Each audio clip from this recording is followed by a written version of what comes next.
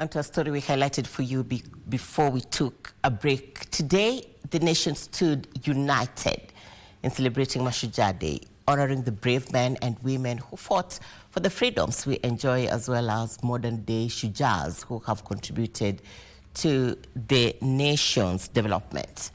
And as the country honored them, we share the story of two centenarian Mau Mau veterans, Muriuki Waigwa, aged 105, and Cyrus Nyota, aged 100.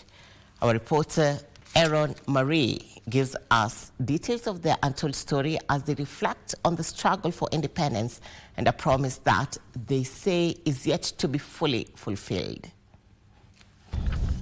The Aberdare and Mount Kenya forest were once the theater of war for Kenya's liberation. Deep within these thickets, a determined generation waged a bloody struggle against colonial rule. But for the few surviving veterans, the echoes of gunfire have been replaced by what they describe as the silence of neglect. At 105 years, Mzee Muriuki Waigwa is a living testament of the country's struggle. He fought alongside legends like Field Marshal Dedan Kimathi, survived capture, and endured several brutal years in British detention camps.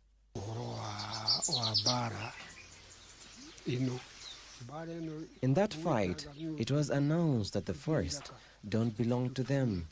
It was taken away from them. When that was said, people start speaking among themselves. How have they taken the land from us?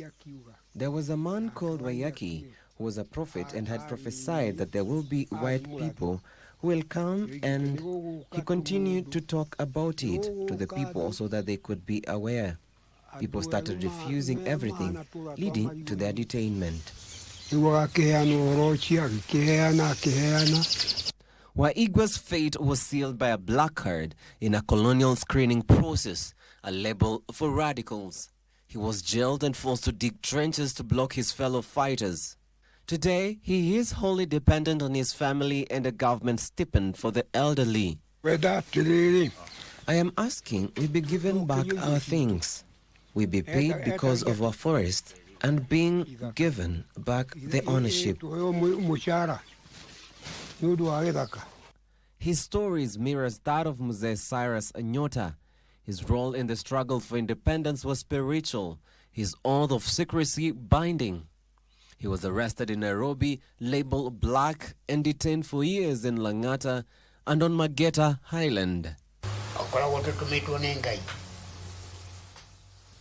We were always sent by God that you are not allowed to eat something that belongs to someone else, and you should eat something that belongs to you, because the colonizers tortured us for 3 years, and I didn't know if I'll ever go back home or not. While their story remains untold, historians have challenged county governments to step in and honor those heroes. And so, as the nation celebrates these founding fathers, watch from the sidelines. They hold no titles or wealth, only the quiet conviction that their sacrifice was necessary. Their greatest and perhaps only reward remains a free Kenya. Kenya was named Kenya Colony in 1920 because it was a colony that was previously colonized. Reporting for Prime Edition, I'm Aaron Marie.